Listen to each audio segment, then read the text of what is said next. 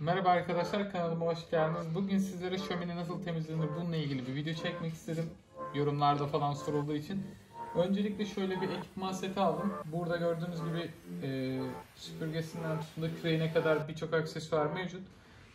Bunları hem sırayla kullanmayı hem de şöminenin nasıl temizleneceğini anlatan bir video hazırladım. Öncesinde şunu söylemek istiyorum. Sağda ve solda meşe odunlarını görüyorsunuz. Ben genellikle şöyle yapıyorum. Kömürlükte beklediği için meşe odunları genelde içlerine nem ve su kapıyor. Bu sebeple yaktığımız zaman içerisi ıslak olduğu için yanması çok uzun sürüyor ve ertesi gün ya da ekstra odun eklediğinizde genellikle odundan tam bir verim alamıyorsunuz. Bunun için ben şöyle bir yol izledim. Aldığım sepete her gün ekstra 5 odun koyuyorum. Ayrıca bunun içerisine de 5-6 tane odun bırakıp şömine yanarken hafif ateşte kenarlarına koyuyorum ve bu sayede bu odunların içerisindeki nemin daha çabuk buharlaşmasını sağlıyorum. Sonrasında üzerine ilave ettiğimde alev daha çabuk harlanıyor. Öncesinde size buranın nasıl temizleneceğini göstereyim.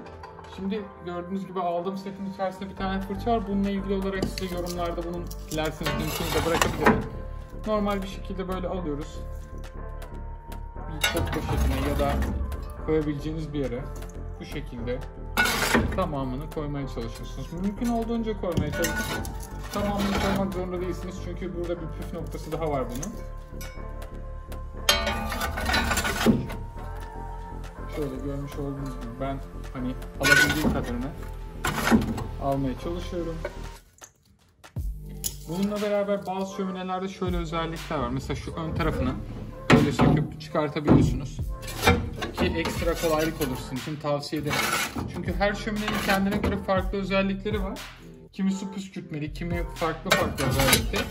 Temizlik anlamında da kolaylık sağlayan şömineler tabii ki var. Ama bizim şöminemiz biraz daha klasik dediğimiz şöminelerden. Tüm özellikleri sabit özellikler. En ucuz modellerden biri diyebilirim. Bununla beraber şimdi kürekle işimiz bitti. Fırçaya geçeceğim. Sonrasında setimizdeki fırçayı alıyoruz ve şöyle. Burada delikler görüyorsunuzdur. Deliklerin içerisine doğru hepsini süpürmeye çalışın.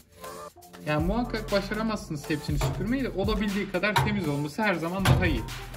Çünkü alev daha rahat bu sefer yanma yapar. Gereksiz toz toprakta bulunmamış olur. Evet arkadaşlar, görmüş olduğunuz gibi elimden geldiğince bu alanı temizlemeye çalıştım. Ardından tekrar fırçamı bıraktım. Orak gibi ucu sivri olan bir tane aletimiz daha var. Bu dörtlü setin içerisinde gördüğünüz gibi biraz sivri. Şimdi genellikle bizim şömine için konuşuyorum. Bizim burada bir kare alan vardı. Biz bunu aslında ilk başlarda fark etmedik ama sonradan fark edip şöyle sökmeyi denedik. Bakın gördüğünüz gibi açıldı. Bu biraz ağır, bilmiyorum. Şöyle kenara alıyorsunuz. Şu anki yaptığım işlemi ortalama olarak haftada bir ya da 2 haftada bir rahatlıkla yapabilirsiniz. Ama günlükse her gün yapmanıza kesinlikle gerek yok. Şimdi ben şöyle bir pet bardak kullanıyorum genelde. Bunu neden yapıyorum? Şuradaki şöyle kalan külleri, toz şeklinde kalan külleri buradan alıp bunları da tekrar kovumun içerisine boşaltıyorum. Bunun tam olarak sebebi neden böyle ya da niye burası açık inanın bir fikrim yok ama burada geniş bir haznesi var ve bunun tamamını da haftada bir falan temizlerseniz çok iyi olur sizin için. Ben şimdi temizliyorum, sonrasında kaldığımız yerden devam edeceğim. Evet arkadaşlar, görmüş olduğunuz gibi tekrardan temizledik, tekrar yerleştirdim ben üst hazne kısmını. Bu şekilde şöminelerinizi temizleyebilirsiniz. Sonrasında ben kendi şöminemin bu ön tarafını tekrar koyuyorum. Şu anda görmüş olduğunuz gibi şöminem hazır.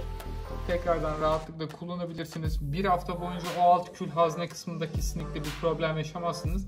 Onun dışında da 1-2 günde bir de şu üst tarafında toplanan külleri toplarsanız ya da her yakmadan önce bekletiyorsanız toplayıp sonrasında tekrar yaparsanız sizin için daha mantıklı olur diye düşünüyorum.